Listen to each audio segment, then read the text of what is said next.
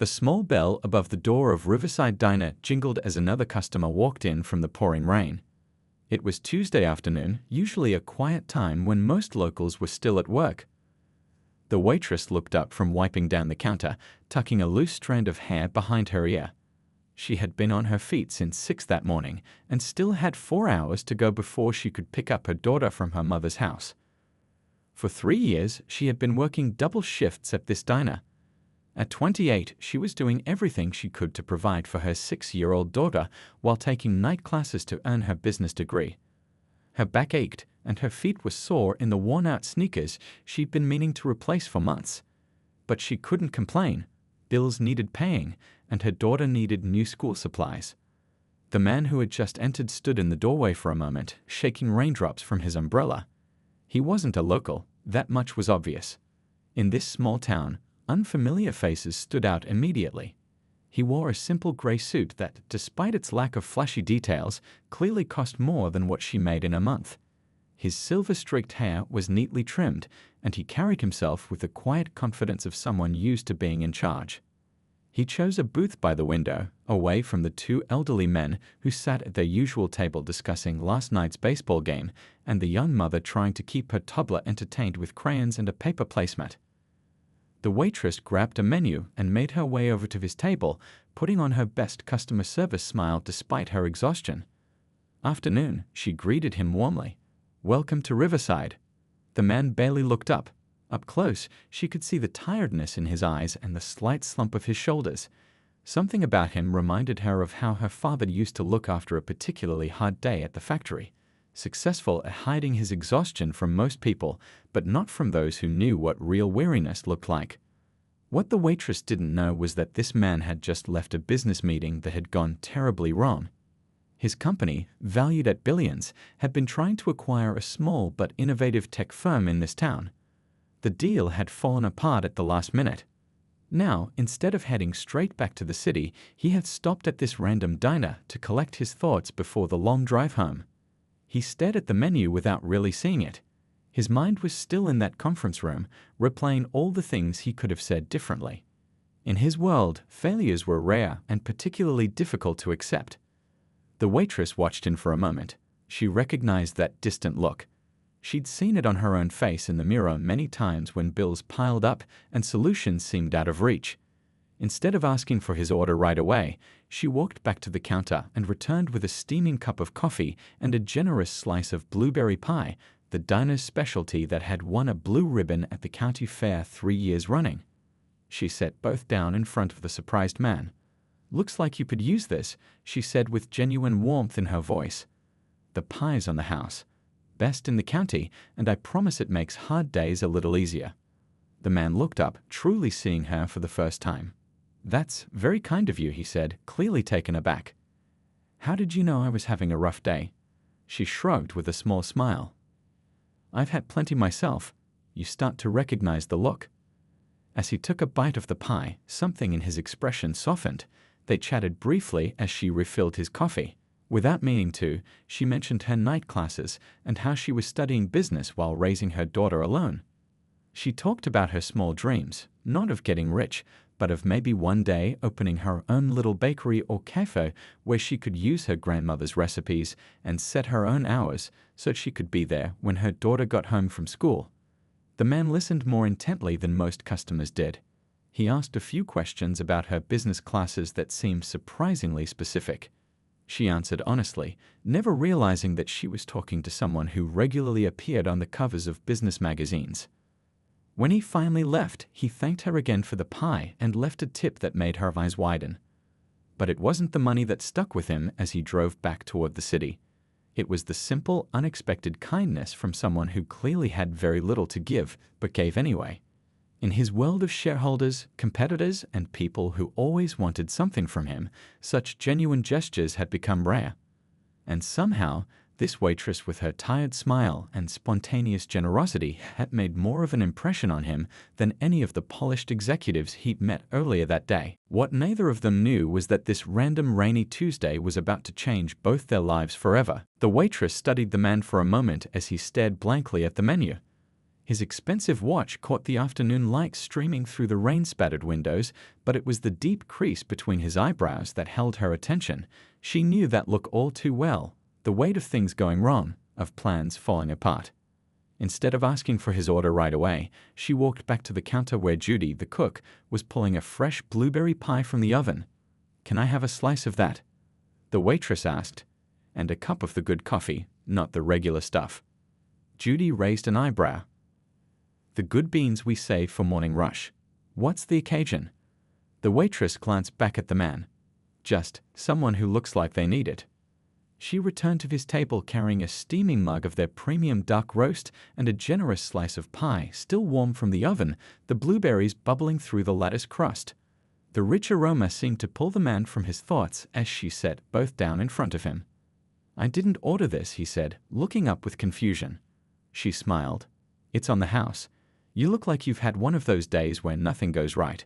Trust me, this pie has magical powers. My grandma's recipe."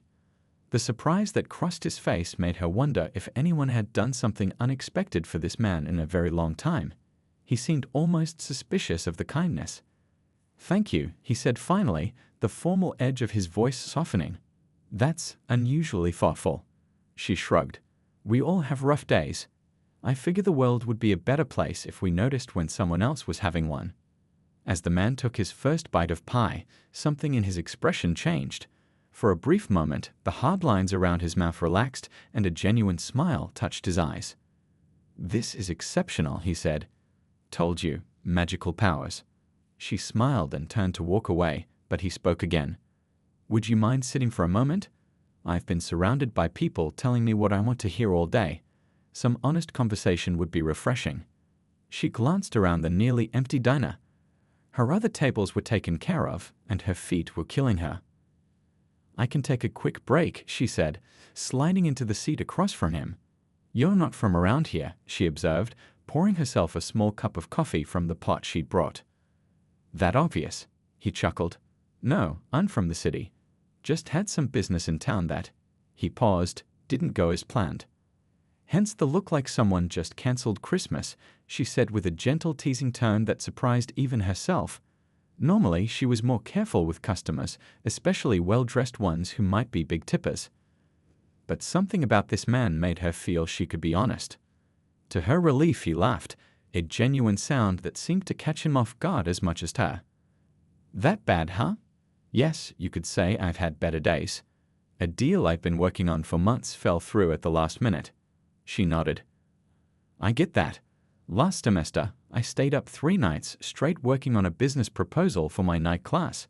Computer crashed, lost half of it, had to redo the whole thing in one night." "Business class?" Interest flickered in his eyes. "You're a student." "Part-time. Been working on my business degree for 4 years now, taking classes when I can afford them. Got a little one at home who comes first, so it's slow going." She twisted her empty ring finger absently, a habit from when she used to wear a wedding band.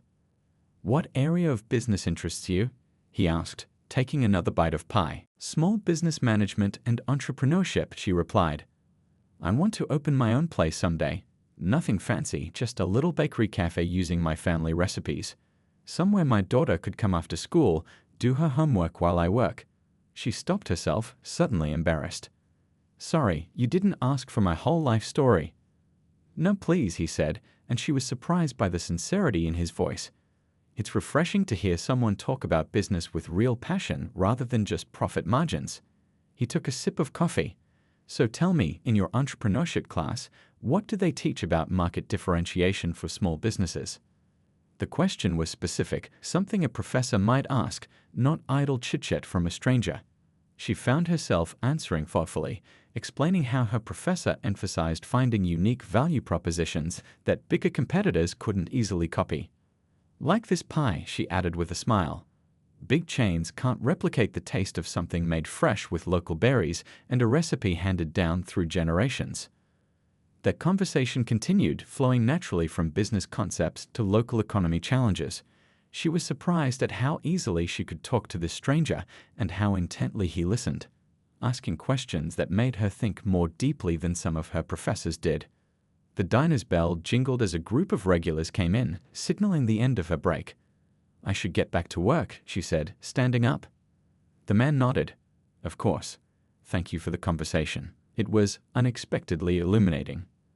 As she served her other customers, she noticed him sitting there long after he'd finished his pie, making notes on his phone and occasionally glancing her way with a thoughtful expression. When he finally stood to leave, he placed his payment on the table and walked to the door. The pie really was exceptional, he said as he passed the counter. Thank you.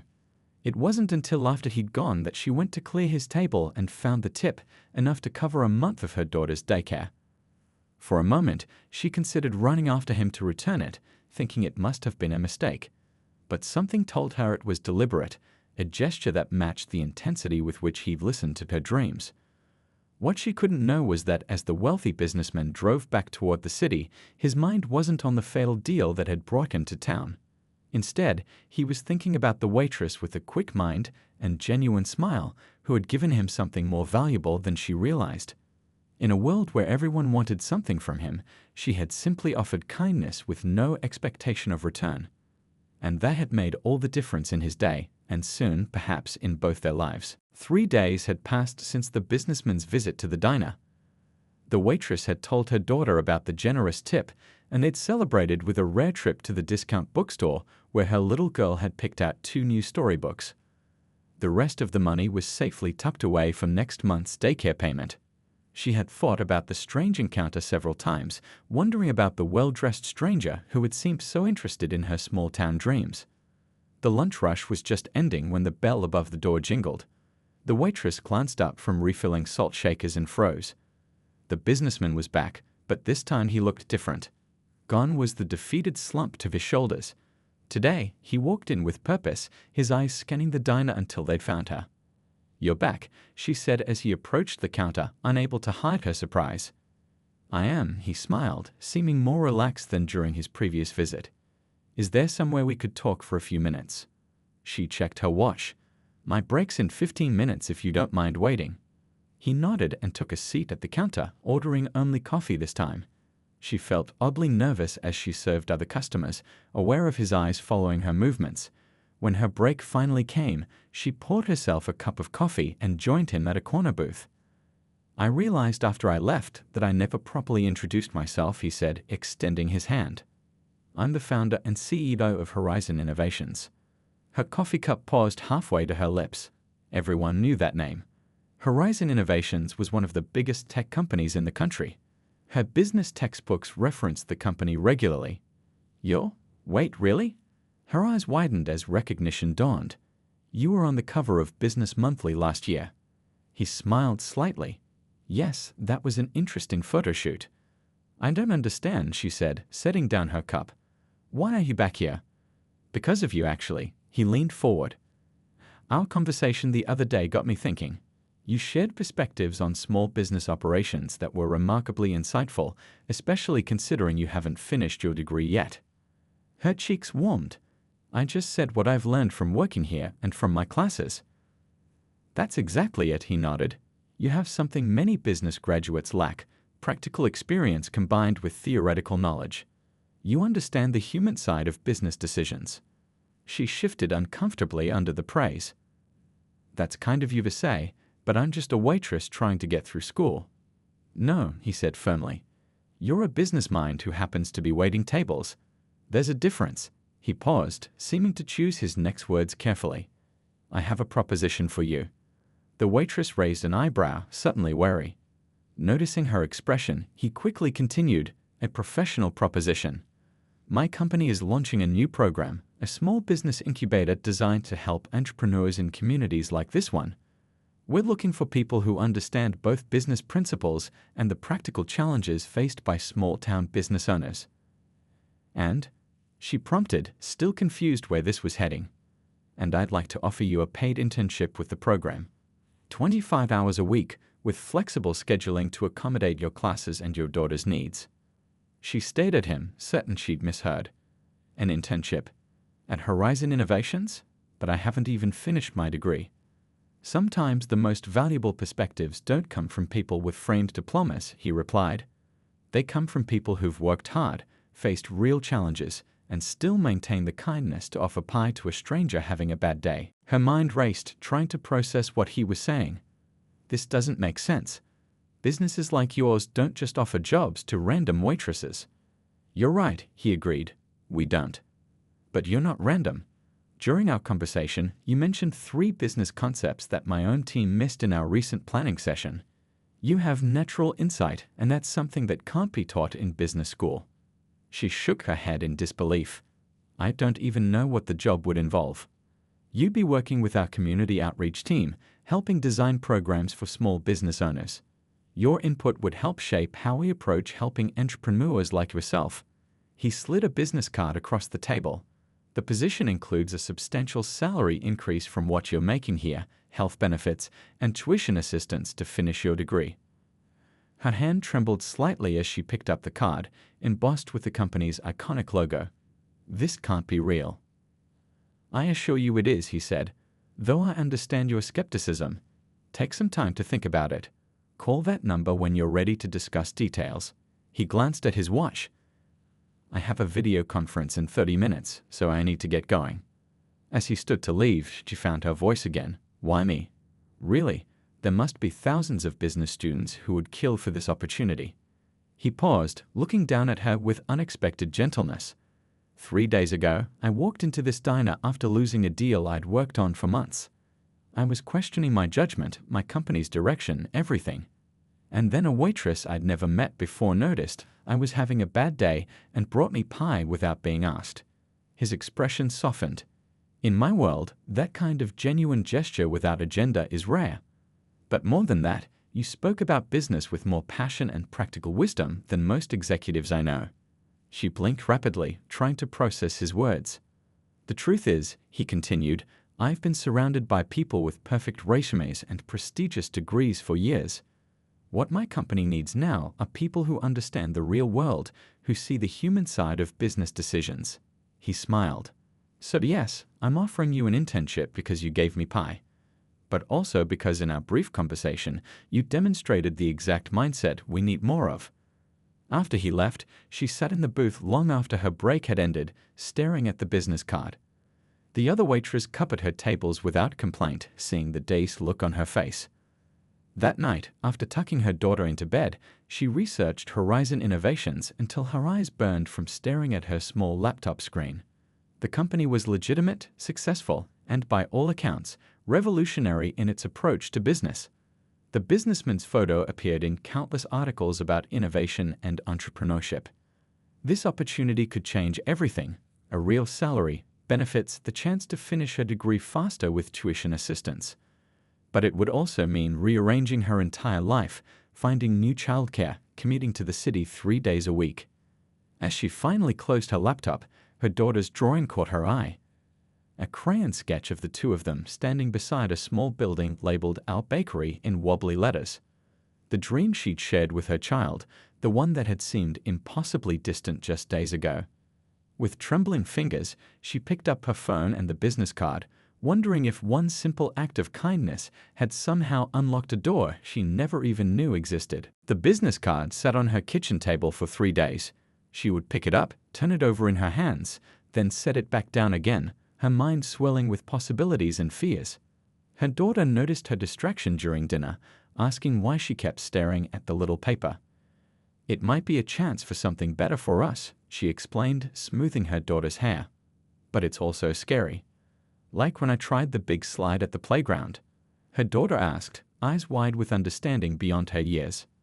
Exactly like that, the waitress smiled, remembering how her little girl had hesitated at the top before finally taking the plunge, screaming with delight all the way down. That night after tucking her daughter in, she called her mother. I need your honest opinion, she said, explaining the unexpected offer from the businessman. Am I crazy to even consider this? Her mother was silent for a moment. Remember when you told me you were keeping the baby and still going to college? I thought you were setting yourself up for failure. She paused. But you proved me wrong. You've been proving people wrong your whole life. Why stop now? This is different, the waitress protested. I'd be giving up the security of my job. What if it doesn't work out? Security, her mother scoffed. You call working yourself to exhaustion for tip security? What happens if you get sick? If the diner closes? That's not security, that's survival. The truth of her mother's words stung. She'd been so focused on making it through each day that she'd stopped sitting beyond tomorrow. I could help with my granddaughter more, her mother added softly. The days you need to be in the city, it would give us more time together.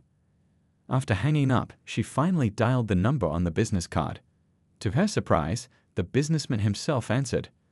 I've been thinking about your offer, she said, her voice steadier than she expected. I have questions. They talked for nearly an hour. He patiently explained the position in detail. She would be part of a team developing programs for small business entrepreneurs, particularly focusing on single parents and those without traditional business backgrounds. Her perspective would help shape initiatives that would actually work for real people, not just look good on paper. The internship is 3 days a week, he confirmed, and we can be flexible about which days to accommodate your class schedule. And my daughter? She asked, her greatest concern bubbling to the surface. We have an on-site childcare center, he replied. For the days you bring her to the city, it's available to all employees at no cost. That detail, one he had clearly considered since their last meeting, was what finally tipped the scales in her mind. The next morning, she requested a meeting with the diner's owner, a kind man who had given her extra shifts when she needed them most over the years. I've been offered an internship, she told him, the words still feeling strange on her tongue, with Horizon Innovations. His eyebrows shot up. The tech company. How did that happen? Remember that man in the soup last week? Turns out he's their CEO. The owner leaned back in his chair, whistling softly. Well, I'll be. So you're leaving us? I'd like to give 2 weeks' notice, she said, guilt creeping into her voice. I'm sorry, I know this is sudden. To her surprise, he smiled. Don't apologize. This place was never meant to be your forever job. You're too smart for that. He reached across the desk and patted her hand. But you'll always have a place here if things don't work out. His kindness brought unexpected tears to her eyes. This diner had been her lifeline for years, the one place that worked around her school schedule and understood when her daughter was sick and she needed to miss a shift. The next 2 weeks passed in a blur of preparations. She shopped at thrift stores for office-appropriate clothes, arranged childcare with her mother for the days she'd be in the city, and tried to explain to her daughter that things were about to change. Will we still live in our house? Her daughter asked, lower lip trembling. Of course, she assured her. But Mommy will be working at a new place sometimes, and on those days you'll either go to a special daycare at my new job or stay with Grandma. Will they have cookies at the special daycare? Her daughter's priorities made her smile. I bet they will. The night before her first day, she laid out her best outfit, a navy blue dress she'd found at the second-hand store, looking almost new. She polished her only pair of decent shoes and practiced introducing herself in the mirror. You've got this, she told her reflection, not entirely convinced. The morning dawned clear and bright. She woke an hour earlier than usual, her stomach knotted with anxiety.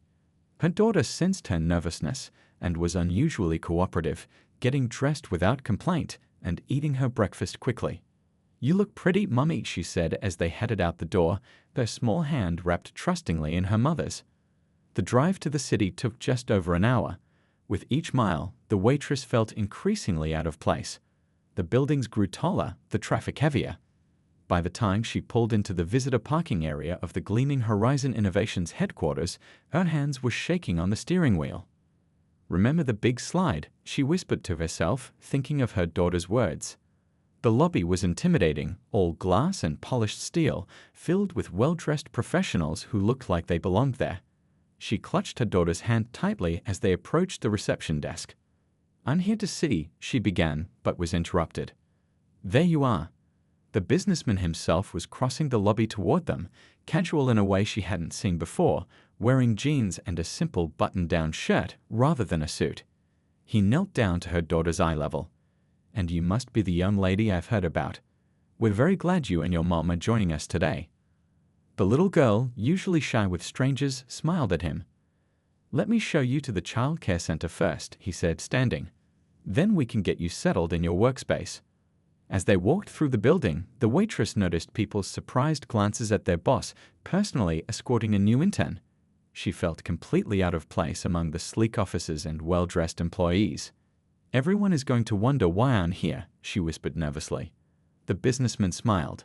"They might at first, but trust me, they'll understand once they work with you." He paused before adding, "The hardest part was walking through that front door. You've already done that. The rest will come one step at a time." As her daughter happily joined the other children at the bright, cheerful childcare center, the waitress took a deep breath. This was really happening. She was really here. The safety of her waitressing job was behind her now. She was terrified. But for the first time in years, she was also filled with hope that didn't feel foolish. This leap might end in a hard fall, but it might also be the beginning of everything she'd been working toward all these years. "Ready?" the businessman asked as they stepped into the elevator. She straightened her shoulders. Ready. Her first week at Horizon Innovations was overwhelming. The former waitress felt like she had landed on another planet, one with gleaming glass offices, free gourmet coffee, and people who used words like synergy and optimize in everyday conversation. Her simple notebook stood out among the sleek laptops and tablets.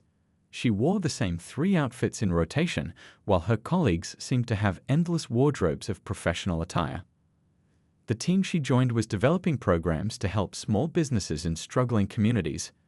They were smart, educated people with degrees from top universities, but many had never worked an hourly wage job or worried about affording groceries. They spoke about target demographics as abstract concepts rather than real people with real problems. During her second week, she sat silently through a meeting where they discussed a loan program for small business owners. The requirements included perfect credit scores, substantial collateral, and mountains of paperwork. "Is something wrong?" the project leader asked, noticing her frown. She hesitated, then found her voice. "The people who need these loans most won't qualify under these terms," she said quietly. "Most working people don't have perfect credit. Life happens, medical bills, car repairs, childcare emergencies." The room fell silent. She felt her cheeks burn but continued, "And the application process, it's 20 pages long. Who has time for that when they're already working 2 jobs and raising kids?" An uncomfortable silence followed. Had she overstepped? Was this the end of her opportunity before it had really begun? The businessman, who had been observing from the back of the room, finally spoke. "She's right. We're designing this for people like us, not for the people who actually need it." He looked directly at her. "What would work better?" Put on the spot, she took a deep breath. Simpler applications, more flexible credit requirements, but with safeguards like smaller initial loans that increase after repayment. And hold the workshops in the evenings or weekends when working people can actually attend. To her surprise, people started taking notes. The project leader nodded thoughtfully. "Those are practical changes we could implement. What else?" For the next hour, she shared insights from her own experiences and those of people she knew, the diner's cook who wanted to start a catering business but couldn't get a small business loan, the single dad who fixed cars in his garage because he couldn't afford commercial space. The team listened, asked questions, and gradually, the program began to transform into something that might actually help real people. As weeks passed, she grew more confident. Her daughter loved the company's childcare center, making friends and coming home with art projects about Mommy's new work. Her mother helped on days when she had classes after work, proudly telling her friends about her daughter's important job with that big tech company. The former waitress still felt like an outsider in many ways. She didn't understand the inside jokes about elite colleges or vacation homes. But she began to recognize that her different perspective was valuable precisely because it was different. When a team member suggested an app for program applications, she pointed out that many people in target communities relied on older phones or limited data plans. When they discussed holding informational sessions at country clubs, she suggested community centers and public libraries instead. 3 months into her internship, the businessman called her into his office. Her stomach dropped. Was this where he told her the experiment hadn't worked out? "I want to show you something," he said, turning his computer screen toward her. It displayed results from their pilot program in a nearby town. The simplified loan application had received triple the expected applications. The flexible workshops were filled to capacity. Most importantly, loan repayment rates were exceeding projections. "Your changes made this possible," he said simply. She shook her head. It was a team effort, a team that needed your voice. He leaned back in his chair. "Which is why I'd like you to lead the next phase of the project." She stared at him. "Lead? I'm just an intern. An intern who understands our target communities better than anyone else here." He slid a folder across the desk. "This would mean a promotion to program manager with appropriate salary adjustment and benefits." Her hands trembled as she opened the folder. The salary listed was more than triple what she had made at the diner. There was mention of tuition reimbursement, healthcare, retirement benefits, things she had never dared dream of having. "I don't have the experience," she protested weakly. He smiled. 6 months ago, I walked into a diner feeling like I'd failed. I met a waitress who showed me kindness when I needed it and who spoke about business with more practical wisdom than most of my executive team." He gestured to the folder. "We don't need another person with the right credentials. We need someone with the right instincts." That weekend, she took her daughter to their favorite park. As the little girl ran toward the playground, she shouted, "Watch me on the big slide, Mommy." The former waitress watched her daughter climb confidently to the top, no longer afraid of the height. The little girl waved from the top, then pushed off, laughing all the way down. 6 months ago, that slide had seemed terrifying to her. Now it was just fun. She thought about her own big slide, leaving the security of her waitressing job, stepping into an unfamiliar world where she felt constantly out of place. It had been terrifying. And yet, here she was, not just surviving but thriving. The following week, she presented her new proposal to the executive team, a microloan program specifically designed for single parents wanting to start businesses. It addressed the unique challenges they faced: childcare during business hours, limited collateral, time constraints for paperwork and training. "Most single parents are incredibly resourceful," she explained to the room full of executives. "They're experts at stretching dollars, managing time, and solving problems. These are exactly the skills needed for successful entrepreneurship. They just need someone to give them a chance." As she spoke, she noticed the businessman nodding slightly. A chance, just like he had given her that day in the diner. Her proposal was approved unanimously. As people filed out of the conference room, complimenting her on the presentation, she felt a strange sense of belonging. She wasn't just surviving here anymore, she was making a difference. That night, as she helped her daughter with a simple counting homework assignment, her phone buzzed with an email. The pilot for her single-parent entrepreneur program had been fast-tracked for launch in 3 cities. The email ended with a personal note from the businessman, from a slice of pie to changing lives. Never underestimate the power of small kindnesses. She looked at her daughter, happily counting colorful blocks, unaware that their lives had changed so dramatically in just 6 months. From struggling to make rent to having savings for the first time. From dreaming about college to actually finishing her degree. From serving others to leading initiatives that would help people just like her. All because she had offered pie to a stranger on a rainy day. 1 year had passed since that rainy day in the diner.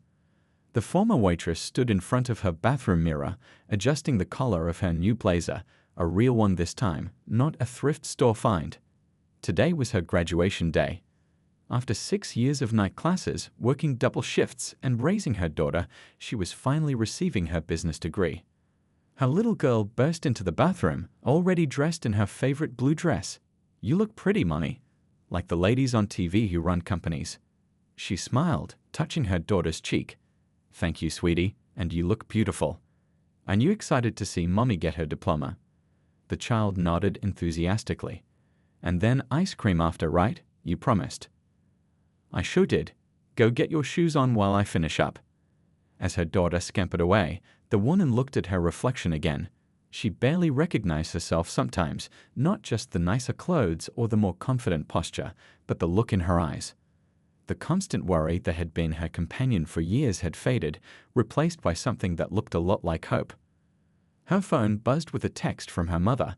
"We're outside whenever you're ready. So proud of you today." During the ceremony, as she waited for her name to be called, she spotted the businessman sitting with her mother and daughter in the audience. He hadn't needed to come. He was surely busy running his billion-dollar company, but he had insisted when she mentioned her graduation date during their weekly project meeting. When they called her name, she walked across the stage with steady steps, accepting her diploma with a firm handshake.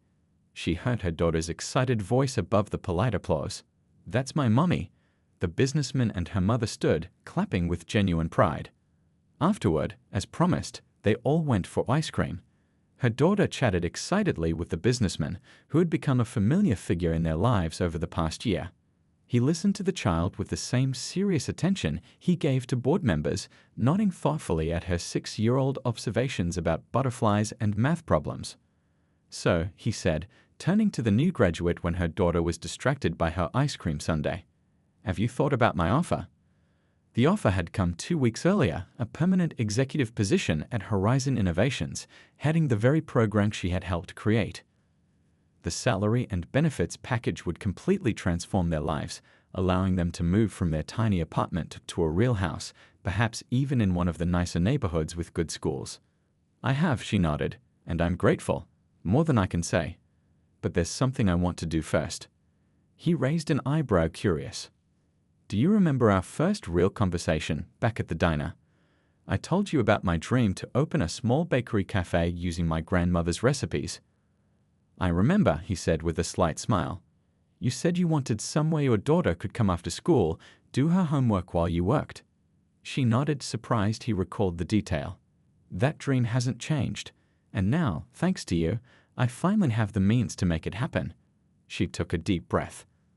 "I want to use part of my signing bonus to invest in the diner back home." His expression shifted to surprise. "The diner? Why?" "It's struggling," she explained. "Has been for years. The owner is getting older, equipment is breaking down. But that place was my lifeline when I needed it most." She stirred her melting ice cream. "I thought maybe I could help modernize it, add a bakery section for my grandmother's recipes, create a space in the back where kids could do homework after school." He studied her face. "You'd be turning down a corner office to go back to a small-town diner." "Not turning down, just postponing. I'd like 6 months to get the diner project off the ground, then I'll take the executive position. The diner would be my first real investment, my way of paying forward what you've done for me." She hesitated. "Unless that's not possible." To her relief, he smiled. "It's not just possible, it's exactly what our program is about. Investing in small businesses that matter to their communities." He considered for a moment. "What if we made the diner renovation the first official project of your new division? A test case for our small business revitalization program." Her eyes widened. "You'd do that?" "It makes perfect business sense," he shrugged. "A practical application of our program principles, led by someone who knows the business from the ground up." His eyes twinkled. "Plus, I've been thinking about that blueberry pie for a year now." 2 months later, she stood in the empty diner after hours, surrounded by blueprints and sample menus. The renovation would begin next week: new kitchen equipment, updated dining area, and a cozy homework corner with free Wi-Fi and charging stations. The plan included hiring single parents from the community and offering flexible scheduling like the diner had once done for her. The bell above the door jingled, and the owner walked in, still wearing his cook's apron. His eyebrows rose at the blueprints spread across the counter. "Having second thoughts?" he asked, pouring himself a cup of coffee. "Just making sure we've thought of everything," she replied. "This place saved me when I needed it most. I want to make sure it can do the same for others." He nodded, looking around the tired old diner with its worn booths and outdated decor. "Never thought I'd see this place get a second chance. Been meaning to sell it for years, but couldn't bear to let it go." "Well, now you don't have to," she smiled. "You can focus on the cooking while I handle the business side. And when your granddaughter finishes culinary school next year, there'll be a place for her too, if she wants it." He cleared his throat, blinking rapidly. "Your little girl still want to help serve pie when we reopen." She laughed. "Are you kidding? She's already practicing carrying plates without dropping them. Says she's going to save her tips for college." Later that evening, as she tucked her daughter into bed, the child asked sleepily, "When the diner opens again, can I have a job too?" "When you're a bit older," she promised. "But you can definitely help me test the recipes. Someone needs to make sure the cookies are just right." "I'm a good cookie tester," Her daughter nodded seriously. "The very best," she agreed, kissing her forehead. "Now sleep tight. We're visiting the diner tomorrow to pick paint colors."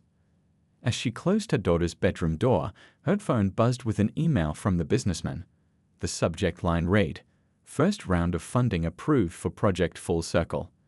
The email contained details about the company's investment in the diner renovation, but it was the last paragraph that made her throat tighten with emotion. "1 year ago, you brought pie to a stranger having a bad day. That small kindness has now grown into a program that will help hundreds of small businesses across the country. Never underestimate the ripple effects of genuine generosity. I look forward to celebrating the grand reopening next month. And yes, I expect a slice of that blueberry pie." She looked around her small apartment, at the business degree now framed on the wall, at her daughter's drawings of our diner hung proudly on the refrigerator. In 1 year, her life had transformed completely. Yet somehow, she was coming full circle, back to where it all began, but with the power to make it better, to create opportunities for others like herself. The diner that had once been her lifeline would soon become her legacy. And it had all started with a simple slice of pie offered with kindness to a stranger on a rainy day. 3 years had passed since the grand reopening of Riverside Diner. What had once been a struggling small-town establishment was now a thriving community hub. The renovated space featured the original diner in front, now with gleaming countertops and comfortable booths, while the new addition housed a bakery cafe featuring family recipes passed down through generations. The previously empty back room had been transformed into a bright, welcoming space where kids gathered after school to do homework, with free Wi-Fi, charging stations, and volunteer tutors 3 days a week. The former waitress, now an executive at Horizon Innovations, stood in the doorway of the homework area, watching her daughter help a younger child with math problems. At 9 years old, she had become one of the unofficial junior tutors, proudly explaining addition and subtraction to kindergartners while working on her own assignments. Her confidence had blossomed alongside her mother's success. "Still hard to believe sometimes, isn't it?" asked the diner's original owner, now the head chef who focused exclusively on what he loved most, cooking, without the stress of running the business side. She nodded. "Every single day." The bell above the front door jingled, and she turned to see the businessman walking in. He visited whenever he was in town, which had become more frequent as Horizon Innovations expanded their small business initiative across the state. He caught her eye and smiled, making his way through the busy diner where every table was filled with locals and visitors alike. "Your usual?" she asked with a grin. "Is that even a question?" he replied, sliding onto a stool at the counter.